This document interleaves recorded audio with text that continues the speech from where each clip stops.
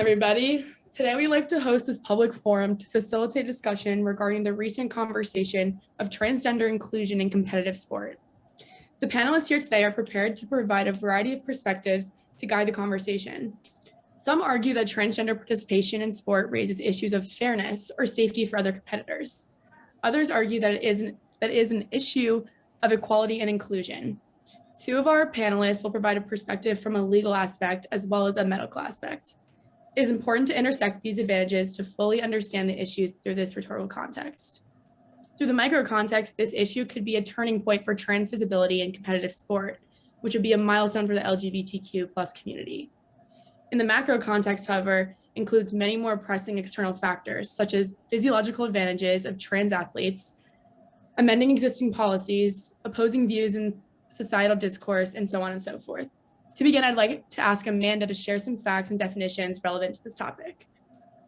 Okay, so first off, I want to start off with what sex and gender are defined as. So sex is defined as one of the two main categories, male or female, into which humans and other living things are divided into, and this is based off of your reproductive functions. So your gender identity is your innermost concept of self as male or female, or a blend of both, or neither. It's how an individual perceives themselves and what they call themselves. So one's gender identity can be the same or different from their sex assigned at birth. Transgender is an umbrella term for people whose gender identity and or expressions is different from cultural expectations based on the sex they were assigned at birth. Being transgender does not imply any specific sexual orientation. Therefore, transgender people they can identify as straight, gay, lesbian, bisexual, asexual, etc. This means somebody who is transgender does not physically have to be transitioned or transitioning to the opposite sex. Therefore, a person's sex does not have to match their gender identity. Thanks so much, Amanda. I have another question. So concerns about trans participation in sport usually focuses on the assumption that on the assumption of testosterone levels and how it manifests specifically in male bodies when it's actually present in male and female bodies. Is there any evidence that supports hormonally transitioned trans women having a athletic advantage over cisgender women?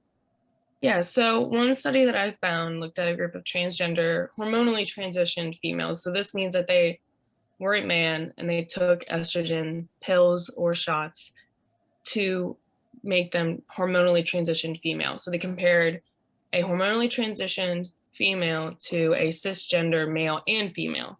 So those were our two control groups. And so they did a bunch of tests to compare muscular endurance, their VO2 max, body composition, grip strength, and blood analysis. So they found that transgender females performed most similar to cisgender females in all areas except for grip strength. So this means that this was the one physical aspect that remained consistent after they transitioned. And then so to reiterate, a transgender female is a person whose gender identity is female, however, their reproductive functions are male. A person who has hormonally transitioned has taken either estrogen or testosterone injections or pills to customize their physical makeup. This is called hormone therapy. Hormone therapy in men is really similar to the effects of when women go through puberty. It's more feminizing. And then hormone therapy in women is similar to the effects of when men go through puberty, more masculinizing. And so just to sum it all up, the study showed that transgender hormonally transitioned females did not outperform cisgender counterparts in obscene ways, meaning they didn't portray a significant advantage over their cis counterparts. To kind of continue on with what you're talking about, so trans women are not the only women with elevated testosterone levels. According to Scientific American, about 10% of women have polycystic ovarian syndrome, which leads to their bodies naturally overproducing testosterone, So why are these cis women not scrutinized for risking the safety of other female athletes? And then also, why aren't some men tested for higher testosterone levels? Is this not disadvantageous to other cisgender males? I mean, personally, I think you posed some really good questions. And, from my point of view, Emmy, I think that many cis women that compete in a female-only sport, they will have risk. at that degree, any sport has a risk to the safety of the player. But I mean, the difference is between a male and a female, there's a significant physical difference. And the real question should be posed as to how much risk are we willing to let our athletes face? That's where the line is drawn, and categorically, it's usually drawn between sexes, male and female. Now, in regards to testing for higher testosterone levels, they are tested. Of course, this depends on the level of sports that they play, and whether they're tested for using steroids within that athletic system. And usually that can be found within like higher level collegiate sports or within like regional and top tier high school sports. Yeah, I'd like to bring up the case of Mac Beggs. For those who don't know, Mac is a trans male wrestler from the state of Texas who is required to compete against female opponents due to a Texas law that requires public high school athletes to compete as the sex they were born as. Beggs has won multiple state championships in women's wrestling and has said that he would rather compete against men. Beggs, born female, uses medically prescribed testosterone, and Texas law bans testosterone use by high school athletes, but Beggs can take testosterone and still compete because Texas allows a safe harbor exception. Surely someone taking testosterone shouldn't be able to compete against women who lack this testosterone. So I kind of want to jump in and like just say that undeniably testosterone does increase muscle mass and physical strength, but to what extent? I don't think it doesn't necessarily build a better athlete, and there's no significant statistical evidence that I could find that would consistently support a correlation between taking testosterone and better athletic performance. Athleticism encompasses a variety of combinations of skill and physical capacity. For example, it's not always better to have that more muscle mass or the more physical strength. When is it better to be thinner and more agile? When is it better to have more hand-eye coordination? Sorry.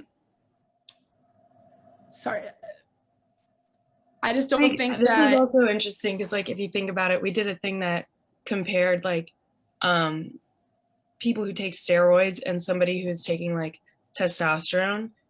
The increased level of performance wasn't something like that was like life-changing. It wasn't any way comparable to like taking steroids.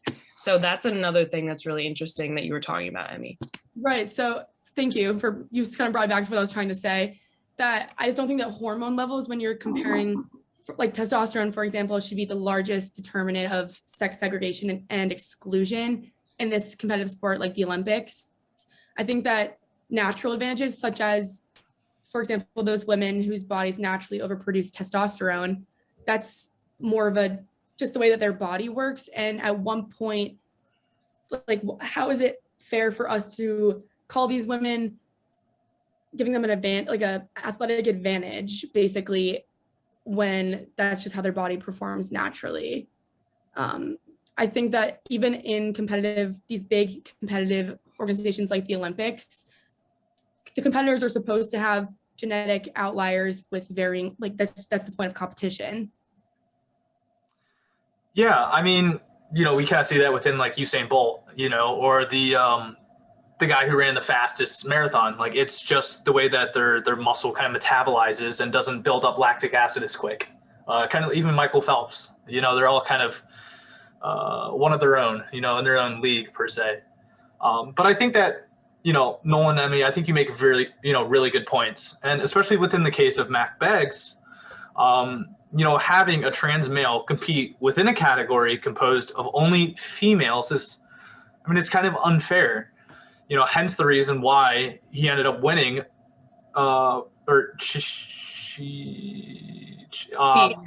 he won multiple state championships. We can also see this example kind of on the flip side.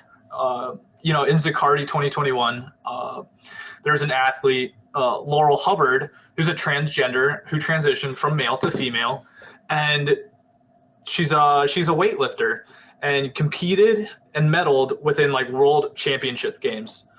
She was not fairly experienced. she had a little bit of experience back in her 20s, but this was a few decades ago, and she was fairly new to the weightlifting game. Yet once she entered, she totally just like, I don't know, blew it out of the water. She ended up getting 6th place, I believe, her first time, and then 2nd place, which is some people's life work. You know, that's their dream. That's what they work for since birth. And though the case is a little different because like Mac Beggs was obviously based in Texas, and the Texas state policy allowed born gender to compete in only born gender sports. But kind of like the problem that I have with this is the use of testosterone to enhance their capabilities against females. You know, and these born females, they weren't allowed to take test boosters, and yet, you know, everybody else was allowed, or excuse me, not everybody else. Mac Beggs was allowed to take a testosterone booster. So in my eyes, like the level of fairness wasn't given to all athletes, and I think that goes to point that, you know, we're asking for equality. Why is it not being shown to everybody? It's only being given to this one person in particular. And I guess that what kind of, you know, brings me to is, you know, maybe, you know, you either have to have everybody be on the same page where everybody's allowed to take test boosters, or, you know, you participate within your own gendered sport, your born gendered sport. So in regards to Emmy's point, I mean, I believe you're totally right. You know, athleticism does come in all shapes and sizes, whether it was, you kind of noted flexibility, hand-eye coordination. But where I have a difference is those are technical areas. You know, it doesn't really have a gender preference. You know, whether you shoot a gun or not, you know, it's hand-eye coordination. It's a very technical skill. Whereas body composition and muscle mass, I mean, that's dependent on how you're born. And I think it stems from testosterone, which I believe Amanda's pointed out before. You know, testosterone grows muscle mass and you enhance your endurance. So it's a little shaky for me. Right, and thank you for your response, but just in the respect of time, I'm going to move on to the next point. And I kind of wanted to bring up a second critique to the assumption stating that testosterone gives you a athletic advantage. I basically, according to a study by the Center for American Progress, explained that the historical and contemporary social, economic, and cultural restraints that founded the basis of competitive sports basically prohibit a level playing field. And this kind of like resonates with me as a young woman and a member of the LGBTQ plus community. I obviously support trans inclusion in competitive sport. I think that the anti-trans policies that are like deemed necessary basically to protect cis women and cis girls in sports are written with this inflammatory language that just kind of masks trans misogyny. And also notably, many of these policies neglect to even outline any restrictions for trans men and like more solely focus on regulating women's bodies. It's important to understand the history of this like systemic sex segregation in athletics, like in the history of the Olympics and other just competitive sport in general, to ultimately like understand that the issue has kind of become over politicized, which ultimately disadvantages the trans community and specifically trans women competing in sport. And Nolan, I wanted to ask you a question. Do you think you could discuss some of the existing policies that are in place for trans women currently? Absolutely. Well, there's no specific federal law that covers trans athletes, but court cases point to Title IX to make a decision. And this title, as part of the Education Amendments of 1972, prohibits sex-based discrimination in any school or other education programs that receive federal money. The legal question here is whether the term sex in Title IX is to be defined as gender identity or biological gender, and this will depend on resolution of the issue by the courts. Recently, a majority of courts have cited that gender identity takes precedence in this situation. And I'd like to cite a court case called Hecox et al. V. Little, where a U.S. District Court in Idaho deemed restricting sport participation by biological sex defies the equal opportunity set by this title. I mean, sex discrimination in athletics has a long legacy. even affecting cis women, like dating back to the 1960s. Myths such as women being inherently inferior were created to basically protect women out of competing and participating in sport. According to the American Civil Liberties Union, transphobic and transmisogynistic marginalization of trans student athletes is rooted in the same harmful history of gender discrimination and stereotyping that has impeded the achievement of gender equality in sports as a whole. Sex segregation reinforces harmful gender binary norms that are forced basically onto society. Assumptions of unfair male advantage rely heavily on the Western archetype of white female fragility, which also kind of reveals how the gender binary has been racialized for women athletes of color. And notably, this is not even the first time we've seen people discrediting the success of athletes from marginalized groups based on vague or insufficient scientific evidence. Black athletes' success has long been downplayed as a result of the myth, like deeming them genetically superior to white athletes. Yeah, I mean, we can also kind of see, kind of from my perspective, we can see the priorities of, these like athletic boards and athletes trying to equate to, fairness against fairness for all athletes and providing a safe and competitive sport.